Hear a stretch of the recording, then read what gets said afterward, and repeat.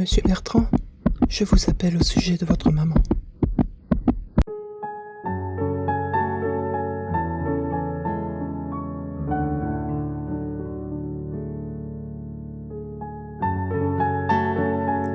Nous avons tous des peurs. Pour ma part, ça a pris la forme d'un coup de téléphone reçu le jour même du printemps. Je le craignais, je l'appréhendais et le redoutais plus que tout. Un simple coup de fil qui bouleversera ma vie entière. Voilà, ma mère nous a quittés. Elle se sera tellement battue pendant plus de 2 ans pour rester auprès de nous. Et même si la douleur me serre la gorge, je ne peux m'empêcher de me dire qu'au moins, elle a arrêté de souffrir. Je suis là, dans cette chambre qu'il a vue partir, et je me souviens. Je me souviens de sa bonté, de sa générosité, et de la douceur de la vie à ses côtés. Et cette émotion, que je n'arrive pas à extérioriser, me bloque la respiration. Elle me laisse un vide immense, un manque à la hauteur du temps que je lui ai consacré. Et les questions se bousculent dans ma tête. Quelle sera ma vie sans elle? Comment trouver la force d'avancer? Comment accepter son départ? Je n'ai pas les réponses. Je ressasse les souvenirs heureux avec elle qui tournent en boucle dans ma tête et je souffre en silence.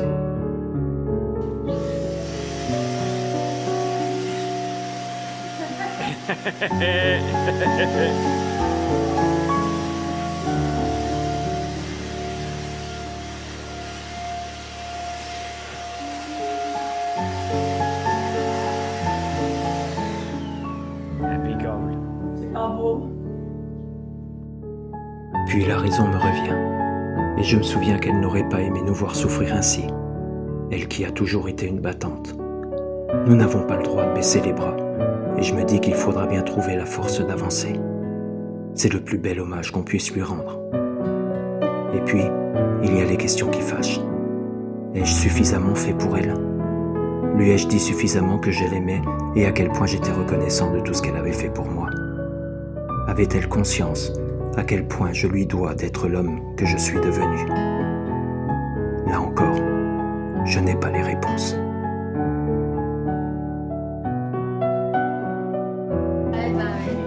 Vas-y, rigole, rigole. Oui, c'est vrai. Rigole, t'es dans la boîte.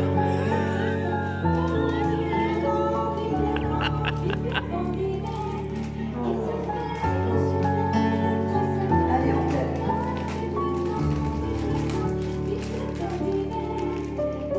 Allez, Maëlys, chante.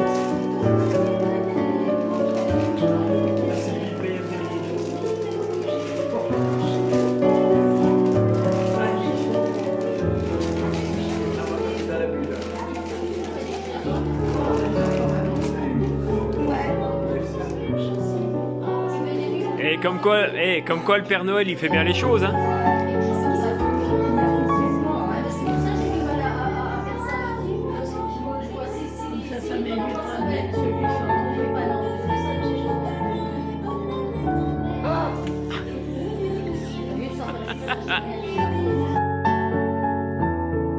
Alors je reste là, perdu dans mes pensées. Et oui, je me souviens.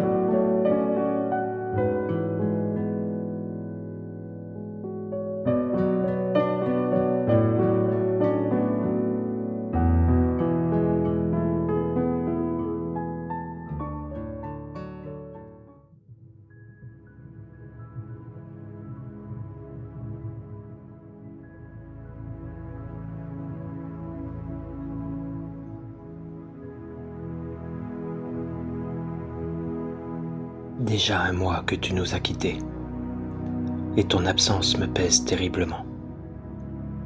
Je ressasse tes dernières paroles et ton visage occupe mon esprit. Image d'un temps qui est désormais révolu pour moi. Je donne le change, mais les personnes qui me connaissent le voient bien. Oui, je ne vais pas bien. Alors c'est décidé, je pars.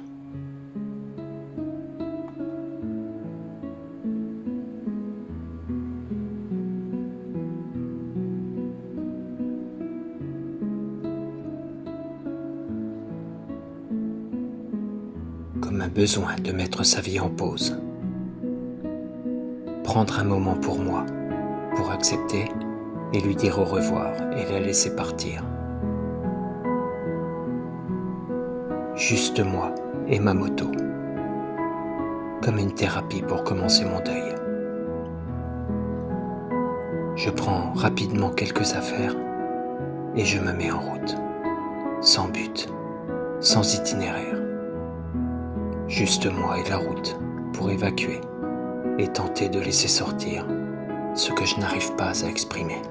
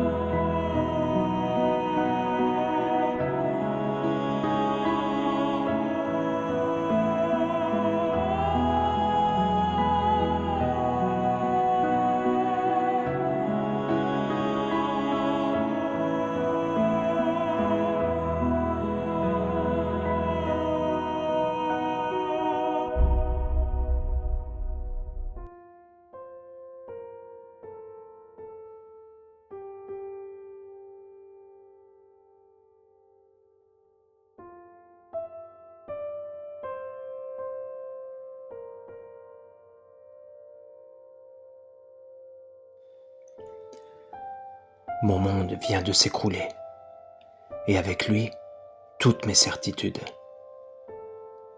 Mais la moto a ce pouvoir sur moi, celui de m'extraire d'un quotidien lorsque celui-ci devient trop lourd à affronter. Je ne sais pas encore de quoi le reste de ma vie sera faite, mais je sais au moins que je vais tenter d'être le plus honnête possible. Car être honnête avec soi-même, c'est aussi admettre ses faiblesses. Car devant un miroir, le mensonge n'existe plus. Voilà pourquoi, après beaucoup d'hésitation, j'ai décidé de réaliser cette vidéo. Sorte d'introspection au plus profond de moi. Raconter un moment de ma vie en essayant d'être le plus sincère possible. Seul moyen pour moi de libérer les cris qui restent bloqués dans ma gorge. La route me porte, et c'est sans m'en rendre compte que je prends inconsciemment la direction d'un endroit devenu très important pour moi. Point de départ de mon road trip et sorte de pèlerinage, là où j'ai vu son visage pour la dernière fois.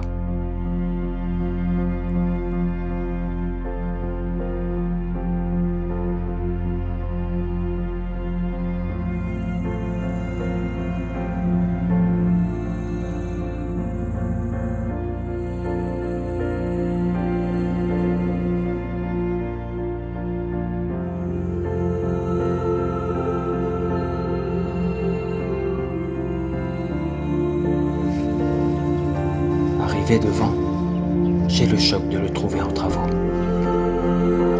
Puis je me dis que ce n'est peut-être pas un hasard si nous partageons le fait d'être lui et moi dans le même état, en rénovation.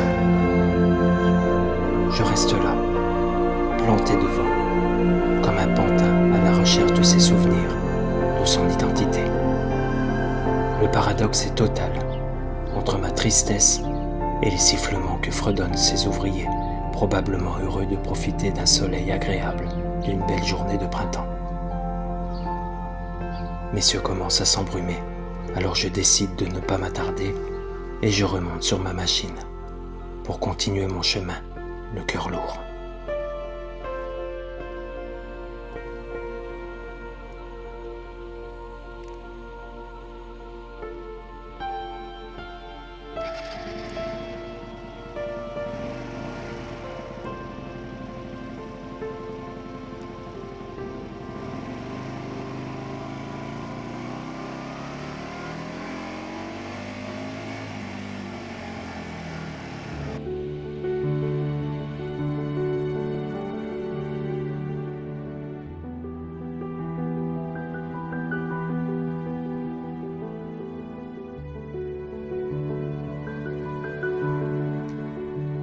Me voilà désormais seul face à moi-même. Je prends conscience d'être devenu orphelin. Je repasse le film de ces 2 dernières années où j'ai vu ma mère disparaître lentement, petit à petit. Je revois ces moments apaisés, mais aussi ces périodes incohérentes qui l'ont laissé dans un état de profonde confusion. Je revois sa mémoire s'envoler doucement, au point de parfois ne plus me reconnaître. Je repense à sa perte progressive d'autonomie qui l'emprisonnait irrémédiablement dans son propre corps. Toutes ces choses qu'un enfant ne devrait pas voir de ses parents et dont j'ai été témoin. Tout ce qui fait que je n'ai jamais voulu l'abandonner. Toutes ces choses que j'ai dû affronter sans jamais lui faire voir à quel point elle me brisait. Et ces coups de téléphone durant lesquels j'ai dû prendre des décisions difficiles. Tout ce qui fait qu'aujourd'hui, je me retrouve dans cet état. Pourtant, je ne regrette rien. Et si c'était à refaire, je suis sûr que je recommencerai sans aucune hésitation.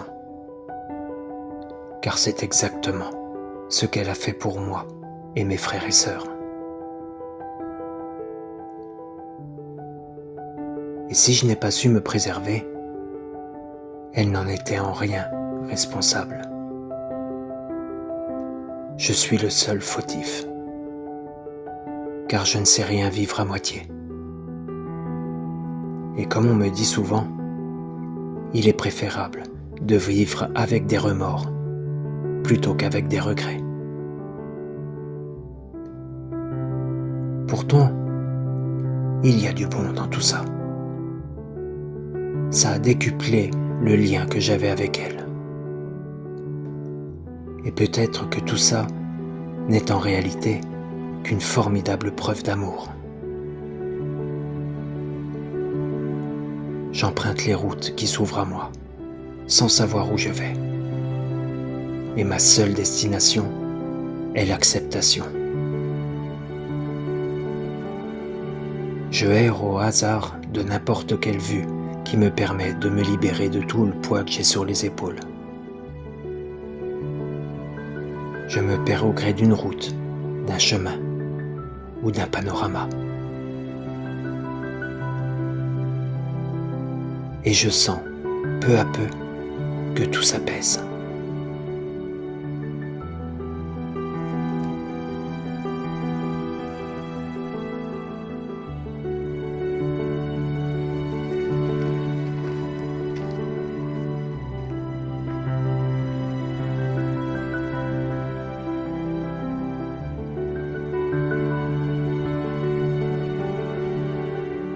Cependant, les cris que je porte refusent toujours de sortir. Le moment n'est peut-être pas encore venu.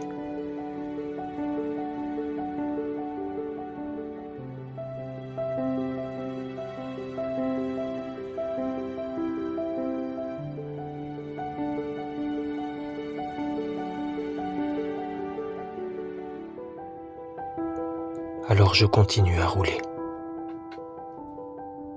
Le soleil sèche peu à peu mes larmes et le vent me berce gentiment. Encore une route, puis un autre chemin.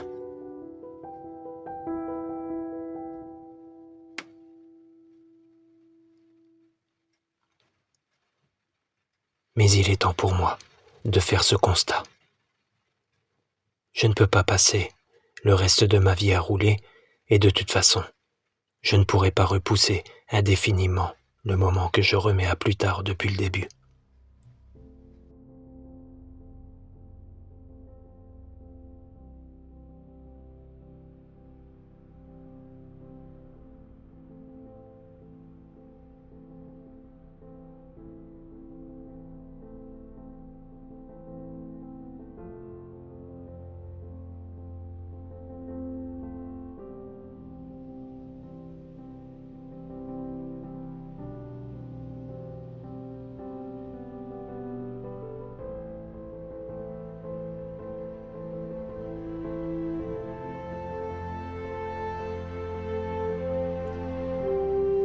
Ça y est, on y est. Il est temps pour moi de te laisser partir. Te garder au fond de mon cœur et te chérir de toute mon âme.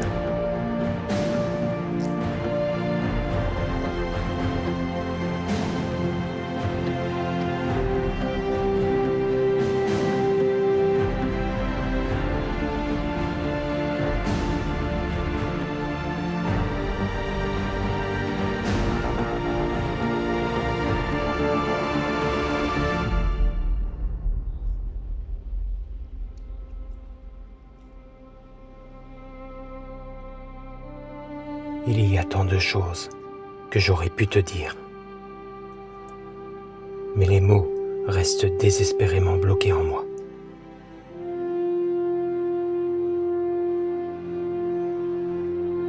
Peut-être en sera-t-il ainsi à jamais. Je n'en sais rien. Ou peut-être que les mots ne sortent pas tout simplement parce qu'il n'existe aucun mot assez fort pour exprimer ce que j'ai au fond de moi.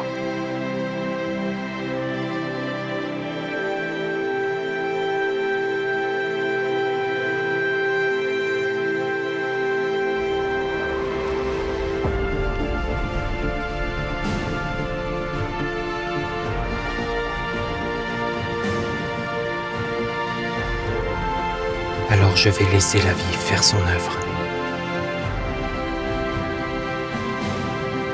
Que Dieu t'accueille en son paradis et qu'il t'accorde le repos que tu n'avais plus ici-bas.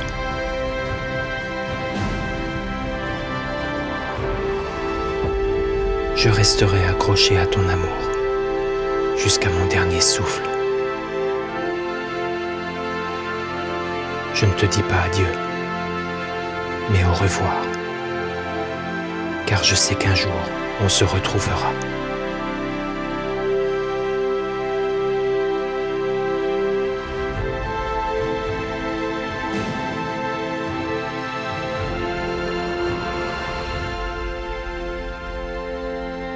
Repose en paix, maman. Repose en paix.